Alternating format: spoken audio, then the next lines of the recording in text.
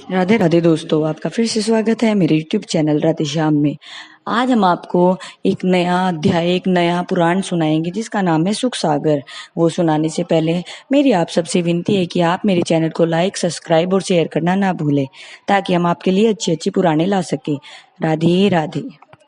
राधे राधे दोस्तों, आपको फिर से स्वागत है मेरा YouTube चैनल राधे श्याम में। आज मैं आपको आगे की कथा सुनाती हूँ। यह सोच अनेक प्रकार के पदार्थों को छकड़ों में भरकर नंद आदि गोप कंस के पास गए और समस्त वस्तुएं उन्हें भेंट कर हाथ जोड़ बड़े विनम्र भाव से बोले, हे पृथ्वीनाथ, आपकी कृपया से हमारे घर एक पुत्र रत्न की प्राप्ति हुई है। हे राजन, आप यह तुच्छ भेंट स्वीकार कर हम पर अनुकंपा कीजिए। राजा कंस ने खुशी खुशी वह भेंट स्वीकार कर उन्हें सम्मानित कर विदा किया। जिस समय नंद आदि गोपगण वापिस गोकुल जा रहे थे, तो उस समय यमुना किनारे वसुदेव जी उनसे मिले और उन्हें प्रणाम कर बोले, हे नंद जी, आपने मुझ पर कृपया कर अपनी मित्रता का जो परिचय दिया है उसका वर्णन नहीं किया जा सकता। बलराम, कृष्ण, यशोदा, रोहिणी और समस्त गोकुलवासी कुशल मंगल हैं। वसुदेव जी के मुख से यह सुन नंद जी बोले, हे मित्र वसुदेव, प्रभु और आपकी कृपया से सब कुशल है, लेकिन कंस द्वारा आपके पुत्रों का मारा जाना सुनकर मुझे बहुत दुख हो रहा है। लेकिन क्या किया जाए, यह प्रभु इच्छा है।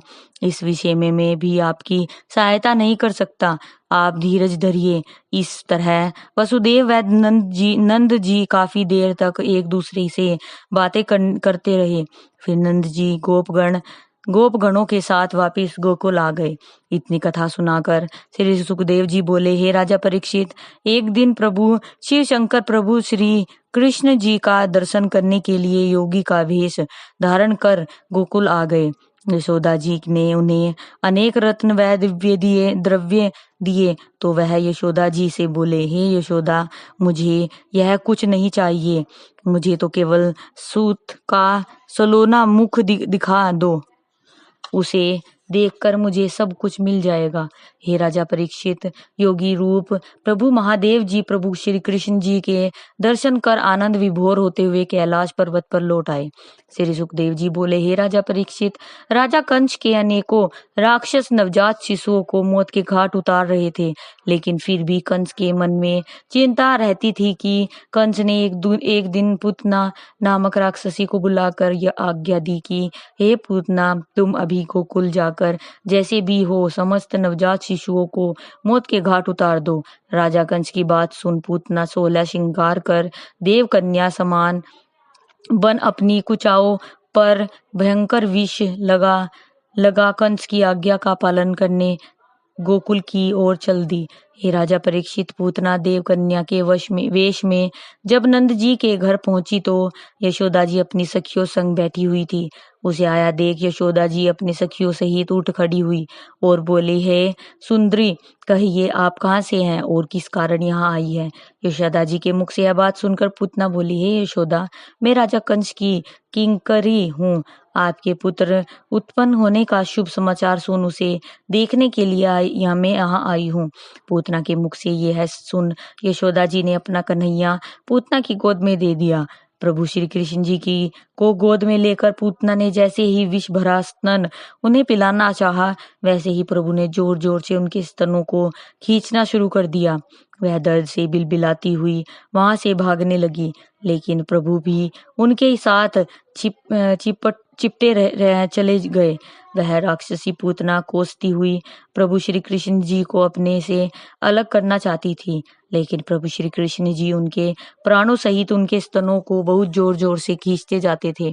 फिर कुछ देर बाद प्रभु श्री कृष्ण जी द्वारा प्राणों को खींच लेने पर वह राक्षसी पूतना गोकुल से दौड़ी हुई मार्ग पर निष्प्राण होकर बड़े भारी धमाके सहित गिर पड़ी।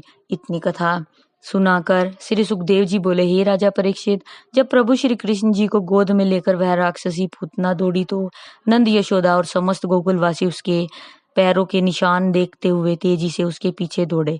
वे अब अनेक प्रकार के देवी देवताओं तथा पितरों को मानते हुए और उनकी मनौती मानते हुए विहल होकर तेजी से दौड़ रहे थे। हे राजा परीक्षित, इसके बाद जैसे ही गोकुल से बहुत दूरी पर उन सबको राक्षसी की छाती पर प्रभु श्री कृष्ण जी दूध पीते हुए दिखे तो वह खुशी से झूम उठे। फिर तेजी से दौड़कर यशोदा जी ने अपने कान्हा को गोदी में उठाकर उनका मुंह चूम लिया।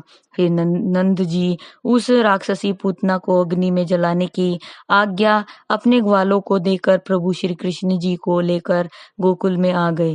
गोकुल पहुंचकर नंद जी ने याचकों को खूब दिल खोलकर दान दिया। हे राजा परीक्षित, राक्षसी पूतना वाली बात सुनकर नगर के नर नारी यशोदा के घर पहुंचने लगे और प्रभु श्री कृष्ण जी के दर्शन कर आनंदित होने लगे। और उस समय न केवल नर नारी बल्कि देवगण भी प्रसन्न होकर पुष्प वर्षा कर रहे थे।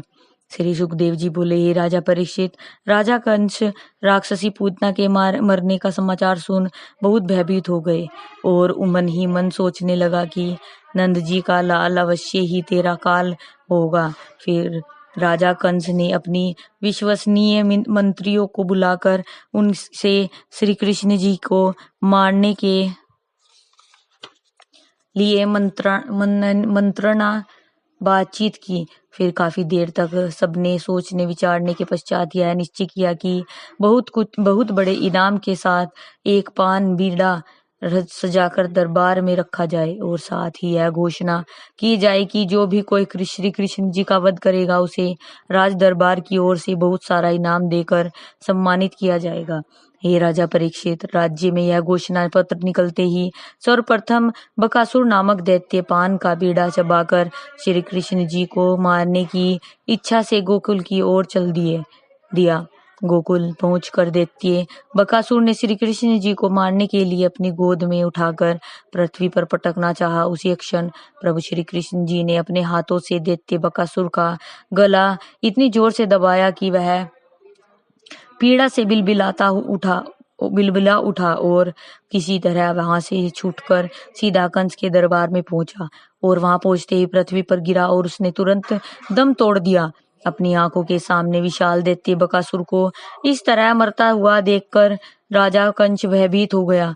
राजा कंस को इस तरह चिंतित देख श्रीधर नामक दैत्य उनसे बोला, हे पृथ्वीनाथ, आप चिंता मत कीजिए, मैं अभी जाकर आपके शत्रु कृष्ण को इस संसार से विदा कर देता हूँ। राजा कंस यह कहकर दैत्य श्रीधर ब्राह्मण का वेश धारण कर गोकुल की ओर चल दिया। आज की कथा में यही समाप्त करते हैं। आगे की कथा आपको कल सुनाएंगे। राधे राधे राधे राधे राधे राधे। जय श्री कृष्ण। अगर आपको मेरी वीडियो अच्छी लगी तो बेल आइकन दबाना ना भूलें ताकि आपको मेरी आने वाली वीडियोस का नोटिफिकेशन मिलता रहे। धन्यवाद। ओम नमः शिवाय।